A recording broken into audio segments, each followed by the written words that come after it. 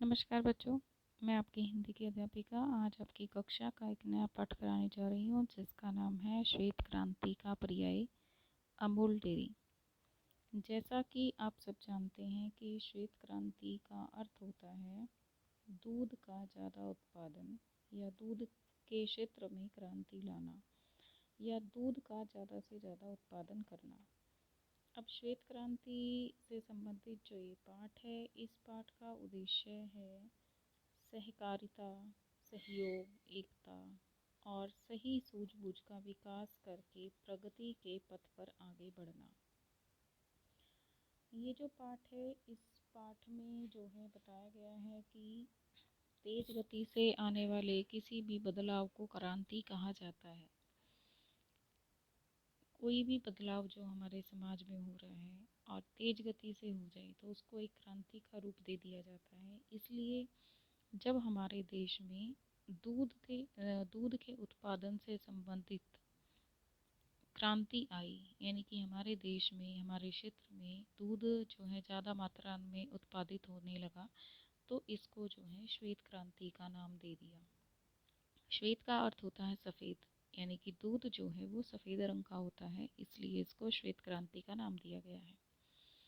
यह क्रांति मनुष्य की आर्थिक सामाजिक स्थिति बदल डालती है। इससे मनुष्य को के पैसों से संबंधित जो तंगी थी और जो उनका समाज में जो रुतबा था उसमें काफ़ी बदलाव आया। आज तक हम क्रांति के उस स्वरूप से परिचित थे जो विद्रोह अन्याय के खिलाफ बड़े स्तर पर होता था, यानी कि हमने सिर्फ क्रांति का सिर्फ एक ही रूप देखा जो कि एक विद्रोह था, अन्याय के खिलाफ जो है लोग लड़ाई लड़ते थे, सिर्फ उसका ही एक रूप देखा जिसको हमने क्रांति कहा। लेकिन श्वेत क्रांति के द्वारा हमने क्रांति का एक दूसरा रूप भी देखा।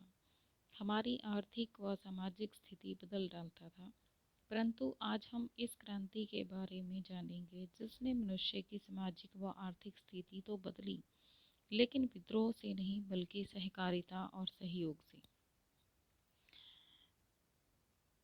चलिए पाठ की शुरुआत करते हैं। हमारा देश किसानों का देश है। आज भी हमारे अधिकांश भाई बंधु गांव में रहते हैं और उनका मुख्य व्यवसाय कृषि और पशुपालन है। स्वतंत्रता के बाद कृषि से संबंधित दो मुख्य क्रांतियां आई। एक हरित क्रांति जिसका संबंध अनाज उत्पादन से है, जिसमें पंजाब का योगदान काफ़ी रहा। दूसरी श्वेत क्रांति जिसका संबंध दुग्ध उत्पादन से है, जिसमें गुजरात का योगदान काफ़ी रहा। यानी कि हमारा देश जब आज़ाद हुआ था तो हमारे देश में दो तरह की क्रांतियाँ आई थी, जिसमें से एक हरित क्रांति थी और एक श्वेत क्रांति। हरित क्रांति हमारी जो है फसलों से संबंधित है, अनाज से संबंधित है, ताकि हमारे देश में अनाज की मात्रा जो है काफ़ी मात्रा में उत्पादित हो और लोगों के पास काफ़ी अनाज हो जिसका वो आयात व निर्यात कर सकें और उससे जो है उनकी सामाजिक और आर्थिक स्थिति में बदलाव आए। दूसरी क्रांति थी श्वेत क्रांति जिसका संबंध दूध उत्पादन से था, दुग्ध उत्पादन यानी कि दूध के उत्पादन से था, ताकि काफ़ी मात्रा में जो है दूध का उत्पादन किया जाए और लोगों को इससे सहायता मिले। जो श्वेत क्रांति थी वो सबसे ज़्यादा जो है पंजाब में हुई और जो दुग्ध की क्रांति थी वो सबसे ज़्यादा है गुजरात में, यानी कि सबसे ज़्यादा पंजाब में फसल अनाज उगाया जाता है और गुजरात में सबसे ज़्यादा दूध का उत्पादन किया जाता है। स्वतंत्रता से पूर्व स्वतंत्रता पूर्व से पश्चात तक, यानी कि आज़ादी से पहले और आज़ादी के बाद भारतीय प्रजा की स्थिति में कोई अंतर नहीं आया था। आज भी उसका मुख्य आर्थिक आधार कृषि तथा पशुपालन ही था, परंतु सामान्य जनता को भरपेट भोजन तथा पर्याप्त मात्रा में दूध उत्पादन नहीं था।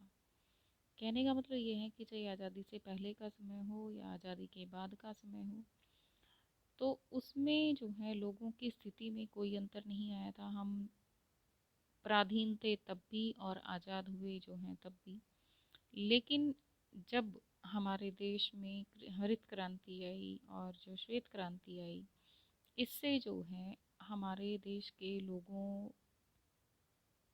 में जो है काफ़ी बदलाव आया। इससे पहले उनको भरपेट भोजन नहीं मिलता था, पर्याप्त मात्रा में दूध उपलब्ध नहीं होता था। चाहे लोग कृषि भी करते हैं, खेती भी करते थे, पशुपालन भी करते थे, लेकिन इतनी मात्रा में उपलब्ध नहीं होता था जितनी मात्रा में होना चाहिए। परंतु इन दो क्रांतियों, हरित क्रांति और श्वेत क्रांति ने भारत को अनाज और दूध के क्षेत्र में आत्मनिर्भर बना दिया। आत्मनिर्भर बनाने का अर्थ होता है अपने पाँव पे खड़े होना या किसी के ऊपर डिपेंड ना करना। ठीक है, तो यहाँ पर जो श्वेत क्रांति का जनक जो है उसको आणंद की अमूल डेयरी को कहा जाता है। एक व्यक्ति हुए हैं जिनका नाम है आणंद, और उन्होंने अमूल डेयरी की शुरुआत की थी, जिससे जो है श्वेत क्रांति की जहाँ से शुरुआत हुई। यदि श्वेत क्रांति को जानना है तो अमूल डेयरी को जानना आवश्यक हो जाता है। अमूल को अमूल्य इस कहें तो कोई अतिशयोक्ति नहीं होगी।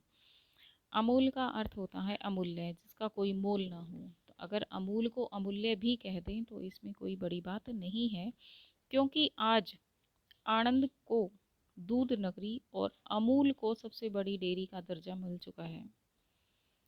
भारत में श्वेत क्रांति के विकास में जिन दो महानुभावों का सबसे ज़्यादा योगदान रहा है वे हैं त्रिभुवन दास पटेल और डॉक्टर वर्सीग कुरियन। श्री त्रिभुवन दास ने देखा कि दूध के नाम पर गुजरात के गरीब और निरक्षर प्रजा को ठगा जा रहा है। दूध संग्रह करने की व्यवस्था नहीं थी, जिसके कारण गांव वाले नुकसान और कष्ट सहन करके भी दूध बेच दिया करते थे। श्री त्रिभुवन दास की एक स्वतंत्रता सेनानी और सहकारिता आंदोलन के प्रणेता भी थे। उनसे किसानों का दुख देखा नहीं गया। वे मानते थे कि सहकार के बिना उद्गार नहीं, यानी कि सहकार का मतलब होता है साथ मिलकर काम करना। ठीक है, यानी कि जब तक हम साथ मिलकर काम नहीं करेंगे तब तक लोगों का उद्धार नहीं होगा। और एकता में बहुत शक्ति होती है। दो इन नियमों को उन्होंने माना था कि सहकार के बिना उद्गार नहीं और एकता में बहुत बड़ी शक्ति होती है। अब जो इनके दो नियम थे, इन्होंने माने थे सहकार के बिना उद्धार नहीं और एकता सबसे बड़ी शक्ति होती है। उन्होंने गांव-गांव जाकर खेड़ा जिले के ग्रामीण जनता को पशुपालन व दूध का महत्व समझाया और सहकारी मंडली का बनाने का सुझाव दिया। यानी कि जो ये व्यक्ति हुए हैं जिनका नाम त्रिभुवन दास पटेल है, इन्होंने लोगों को समझाया कि किस प्रकार से पशुपालन करना चाहिए, पशुओं का किस प्रकार से ध्यान रखना चाहिए और क्या पशुओं को खिलाना चाहिए, जिससे कि जो है उनके दूध के उत्पादन में बढ़ोतरी होए। और दूध के महत्व को भी उन्होंने लोगों को समझाया और एक मंडली बनाई जिसका नाम था सहकारी मंडली। और ये समझाया कि अगर आप इस मंडली के साथ जुड़ोगे तो आपको जो है विभिन्न प्रकार का लाभ जो है होगा। शुरू में विरोधियों ने पूरे प्रयत्न किए कि श्री त्रिभुवन दास पटेल अपने उद्देश्य में सफल ना हो, परंतु निस्वार्थ भाव से काम करने वाले पटेल जी अपने कर्म पथ पर अडिग रहे। यानी कि लोगों ने चाहा कि ये इस प्रकार का काम ना करें, लेकिन जो है वो अपने निस्वार्थ भाव से उनको काम करने की इच्छा थी। उनको कुछ नहीं चाहिए था काम के बदले में, तो जो है वो इस उद्देश्य में सफल भी रहे और अपने पथ पर अडिग रहे। लोगों के भड़काने पर या उनका विरोध करने पर जो है उनको कोई फर्क नहीं पड़ा। वो अपने जिस रास्ते पर वो चलना चाहते थे अपने रास्ते पर वो चलते रहे। अंततः खेड़ा जिले के ग्रामीण जनता को उनकी बातें समझ में आ गई। 14 दिसंबर 1946 को खेड़ा जिला सहकारी दूध उत्पादक संघ लिमिटेड नामक संस्था का रजिस्ट्रेशन हुआ। देखिए, जो खेड़ा जिला में जो है एक दुग्ध उत्पादन नामक संस्था थी जिसका नाम रखा गया था खेड़ा जिला सहकारी दुग्ध उत्पादन संघ लिमिटेड। ली का अर्थ यहाँ पर क्या है, लिमिटेड है। इस संस्था का रजिस्ट्रेशन हुआ और यहीं से श्वेत क्रांति का आरंभ हुआ, अर्थात अमूल डेयरी का वास्तविक शुभ आरंभ जो है यहीं से हुआ था। वैसे विधिवत अमूल डेयरी का प्रारंभ 1950 में भारत के प्रथम राष्ट्रपति डॉक्टर राजेंद्र प्रसाद के कर कमलों द्वारा किया गया था।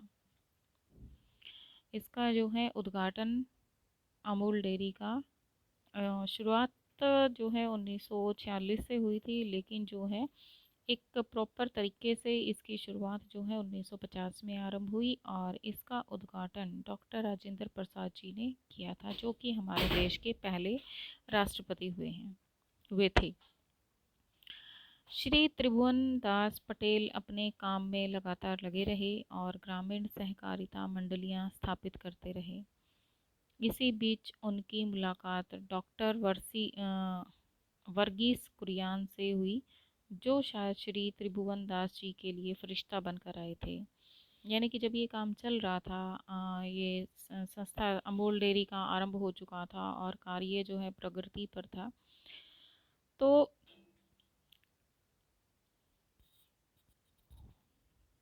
जो हमारे त्रिभुवन दास पटेल हैं उनकी मुलाकात जो है डॉक्टर वर्गीस कुरियन से हुई और ये इनके जीवन में या इनकी इस क्रांति में, दुग्ध क्रांति में जो है फरिश्ता बनकर आए।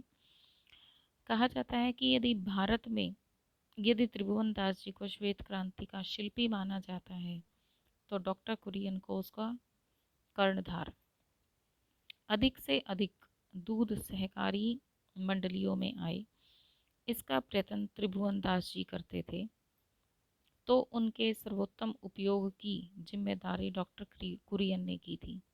यानी कि कितना दूध का उत्पादन होना चाहिए, किस क्षेत्र में जाना चाहिए, कैसे क्या होना चाहिए और मंडलियां किस प्रकार से जो हैं दुग्ध उत्पादन में जो है काम करेंगी, किस व्यक्ति का क्या काम होगा, ये सारी चीज़ें जो हैं डॉक्टर त्रिभुवन दास जी जो हैं संभालते थे। और इस दूध का किस प्रकार से इसका बढ़िया उत्पादन किया जाए, कहाँ पर इसका प्रयोग किया जाए, तो ये जिम्मेवारी डॉक्टर कुरियन की थी। दोनों की जोड़ी को अमर जोड़ी कहा जाने लगा था। डॉक्टर कुरियन केरल के थे और भाषा मलयालम थी, फिर भी इन्हें खेड़ा की जनता का दिल जीत लिया था। किसान ही इस धरती के सच्चे मालिक हैं, इस बात को ग्रामीण जनता समझने लगी थी और अधिक से अधिक दूध नियमित रूप से सहकारी मंडलियों में भेजा जाने लगा था। इस प्रकार किसान आर्थिक रूप से समृद्ध होने लगे और सहकारिता के महत्व को समझने लगे। यानी कि जब डॉक्टर कुरियन और डॉक्टर श्री त्रिभुवन दास पटेल जी ने मिलकर काम करना शुरू किया, वे अन्य क्षेत्र के थे, अन्य भाषा बोलते थे, लेकिन फिर भी अपने कार्यों के द्वारा जो है डॉक्टर कुरियन ने जो है उन गांव के लोगों का मन जीत लिया था और उनको जो है अपना भला सोचने वाला माना था। और उनके सहयोग से जो है दूध का अधिक से अधिक उत्पादन होने लगा और किसानों को दूध के महत्व का पता चला और इस प्रकार से जो किसान हैं अपने आर्थिक रूप से समृद्ध होने लगे थे, उनकी कमाई ज़्यादा होने लगी थी, पैसा उनके पास आने लगा था और जो सहकारिता है यानी कि मिलकर काम करना के बारे में का जो महत्व था वो इस चीज़ को जान चुके थे। यदि सच्चे दिल से समाज हित का कार्य किया जाए तो सफलता अवश्य मिलती है। अधिक मात्रा में दूध आने के कारण डेयरी की आवश्यकता पड़ी, तो अमूल के नाम से 1950 में आणंद में प्रारंभ हुई। आणंद जो है एक जगह का नाम है। उन्होंने कहा है कि इस पाठ में बताया है कि अधिक से अधिक मात्रा में दूध आने के कारण डेयरी की आवश्यकता पड़ी। यानी कि अमूल जो डेयरी है वो डेयरी बनाने लगी। डेयरी में क्या होता है कि अधिक मात्रा में दूध का उत्पादन किया जाता है, उसको संभाल कर रखा जाता है ताकि वो एक दो दिन और ज़्यादा चल जाए और उनको रिफाइंड किया जाता है, जो दूध को किस प्रकार से हम ज़्यादा संभाल कर रख सकते हैं, किस प्रकार उसको अच्छा बना सकते हैं, उसकी क्वालिटी अच्छी बना सकते हैं। तो 1950 में अमूल नाम से जो है, आणंद जगह का नाम है, वहाँ पर इसकी स्थापना की गई डेयरी की। प्रारंभ में आर्थिक समस्याएं आई, यानी कि पैसों की तंगी हुई, और परंतु केंद्र सरकार और विश्व बैंक जैसी संस्थाओं से मदद मिलती रही। यानी कि उनको उनके पास पैसों की कमी थी, लेकिन कुछ ऐसे सरकारी व्यक्ति थे, केंद्र सरकार थी या फिर जो विश्व बैंक था, उनसे इनको सहायता मिली ताकि वो अपनी डेयरी को अच्छे से स्थापित कर सकें। कोई नहीं जानता था कि 1950 में बोया गया अमूल नामक बीज एक दिन वट वृक्ष बनकर हमारे सामने आ खड़ा होगा। यानी कि एक छोटा सा बीज बोया था अमूल डेयरी के नाम से, लेकिन अब वो इतना बड़ा विशाल वृक्ष बनकर जो है हमारे सामने आया है।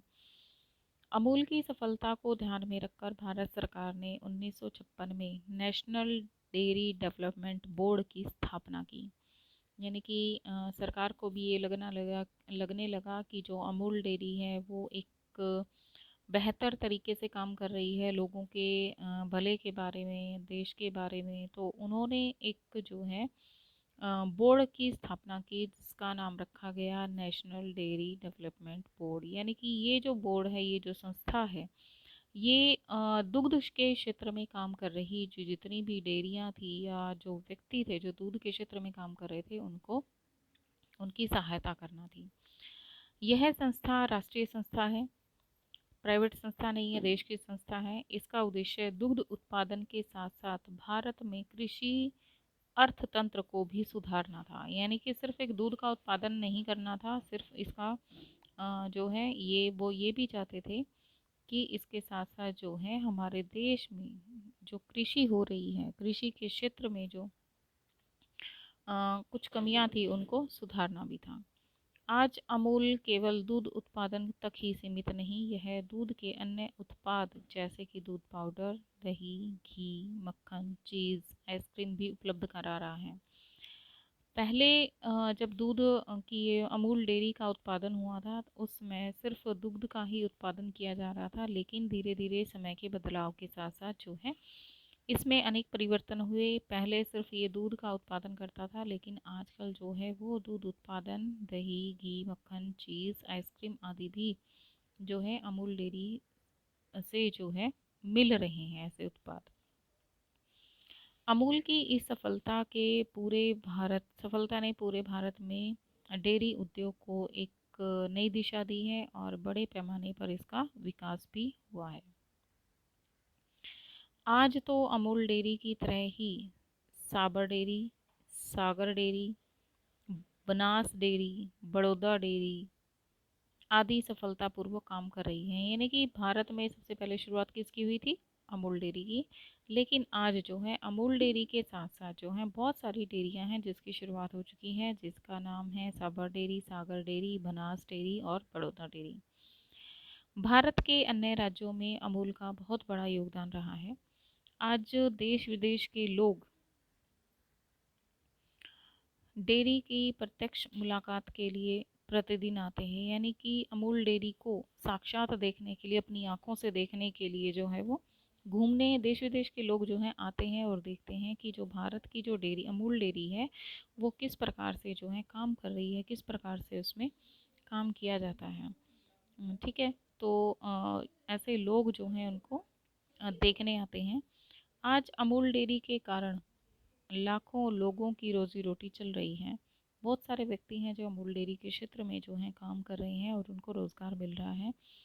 संशोधनों के आधार पर मालूम पड़ा है कि खेड़ा तथा आणंद जिले की 40% आर्थिक समृद्धि केवल अमूल के कारण ही है। यानी कि जो ये क्षेत्र हैं, जो क्षेत्र के नाम है खेड़ा और आणंद, इनका जो है इनकम जो है 40% इनकम जो है इनकी अमूल डेयरी के कारण ही हो रही है। अमूल के शिल्पी श्री त्रिभुवन पटेल उनके तथा उनके कर्णधार डॉक्टर कुरियन को भारत सरकार तथा अंतर्राष्ट्रीय संस्थाओं द्वारा सम्मानित किया गया है। यानी कि ये जो दो व्यक्ति हुए हैं, कौन? श्री त्रिभुवन दास पटेल और डॉक्टर कुरियन। इनको जो है भारतीय सरकार ने जो है और अंतर्राष्ट्रीय संस्थाएं जो हैं इन्होंने सम्मानित किया है। 1963 में इन दोनों महानुभावों को फिलीपींस का गौरवपूर्ण अंतर्राष्ट्रीय सम्मान रेमन मैग्सेसे अवार्ड से सम्मानित किया गया और श्री त्रिभुवन दास पटेल को 1974 तक राज्यसभा के सदस्य भी वो रहे हैं। अंत में इतना कहा जा सकता है कि अमूल डेयरी की सफलता के कारण भारत में श्वेत क्रांति आई और उससे किसान वर्ग की आर्थिक स्थिति सुधरी और डेयरी उद्योग का विकास विशाल पैमाने पर हुआ। आज भारत के घर घर में अमूल दूध का पर्यायवाची बन चुका है। यानी कि जो है अमूल डेयरी की सफलता के कारण जो है आज भारत में श्वेत क्रांति आई है, जिससे जो है हमारे किसान वर्ग जो है उनकी आर्थिक स्थिति में सुधार हुआ है और जो डेयरी उत्पादन है, डेयरी उद्योग है, उसमें विकास हुआ है। लोगों को पता चला है कि डेयरी